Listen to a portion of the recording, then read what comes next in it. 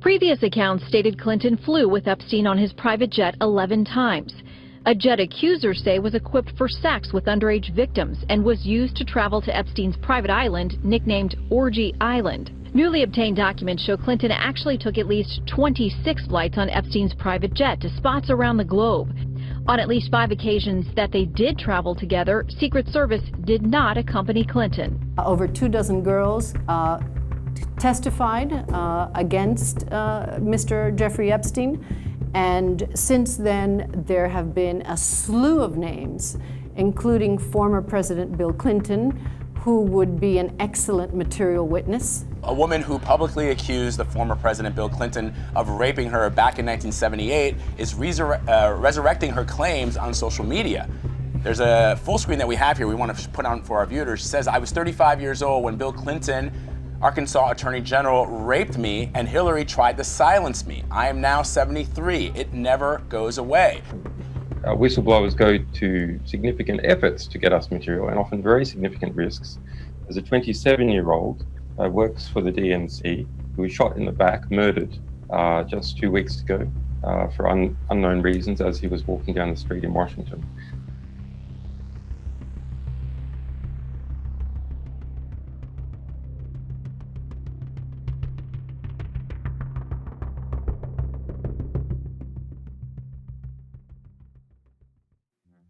I want to begin by explaining what I call the conspiracy paradox.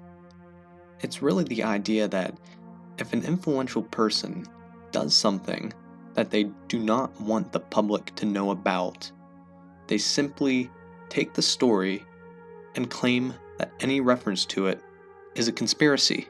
A prime example of this can be found in Bill Clinton's 1998 response to his original allegations of sexual misconduct. The president had been silent 3 days. His lawyers wanted it that way. But the political damage was rising much too fast. Today, drawn and bleary-eyed, Mr. Clinton joined the battle to save his presidency. But I want to say one thing to the American people. I want you to listen to me. I'm going to say this again. I did not have sexual relations with that woman, Miss Lewinsky. I never told anybody to lie, not a single time, never. These allegations are false. Indeed, I did have a relationship with Miss Lewinsky that was not appropriate. In fact, it was wrong. So here we are in 2019. News breaks that Bill Clinton rode on Jeffrey Epstein's private jet 27 times, many of those times without a security detail. Yet again, Clinton denies knowing anything.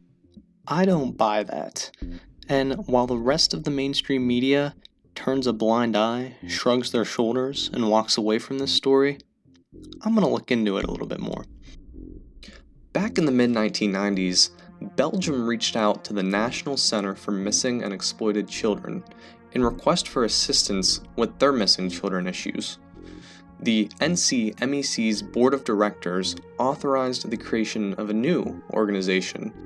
The new organization would devote itself to doing globally what the NCMEC was already doing in the United States.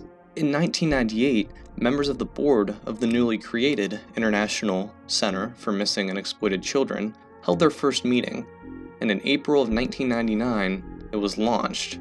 What's quite interesting about the launch of this new organization is, well, the people who launched it. We have Lady Catherine Meyer, Sherry Booth Blair, the wife of former Prime Minister Tony Blair, and of course, First Lady Hillary Clinton. So what's important here is that we really have to start connecting the dots between the people who founded this organization and some other people who have some interesting monetary ties to the Clintons. For instance, Richard Branson's mother, Eve Branson, was a founding board member of ICMEC in 1999 and served on the board of directors until 2005. Richard Branson was IMC's founding sponsor. Bill and Hillary Clinton's ties with Richard Branson go way back, as well as forward. The Clintons and Branson are currently working together on the 10 Island Challenge. The goal of the 10-Island Challenge is to allegedly set up islands with solar farms and renewable energy. And the initiative has brought on some pretty serious backers, such as GEF, which is an arm of the World Bank, OPIC, the Dutch Postal Code Lottery, and the Norwegian government. Now, here's where things really begin to get strange.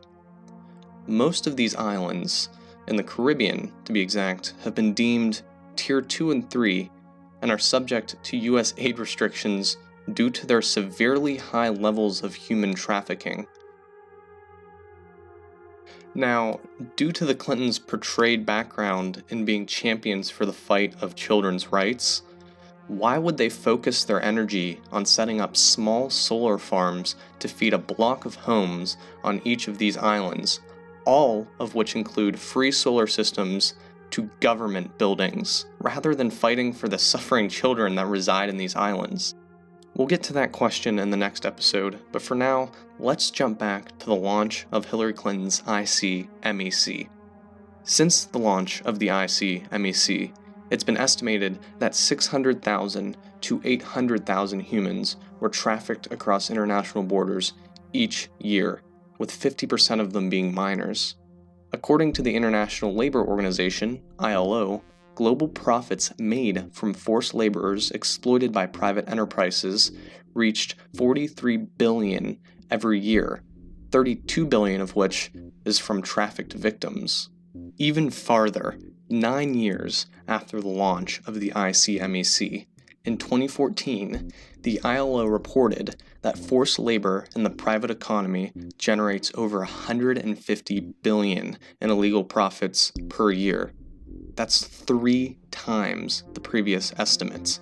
All of those statistics beg the question that if the ICME, founded by Clinton and a few other of her powerful global friends, is as powerful as they claimed to be, and they took all the steps they claimed would help prevent human trafficking, then why have the numbers of trafficked victims significantly increased since its inception in 1999? That question, along with many others, will be answered in my next episodes. But for now, I want to leave you with this. Hillary Clinton and Bill Clinton have continually touted themselves as champions for child's rights and human trafficking.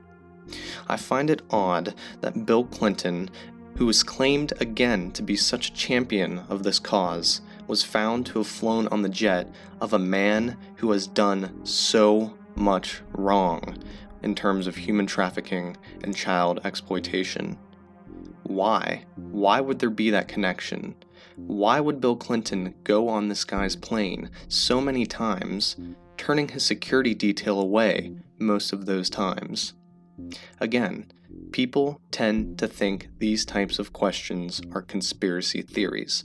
It's a way to suppress knowledge and a way to suppress questions. Well, when the mainstream media has stopped asking these questions, it comes down to people like me and people like you to look further into these issues.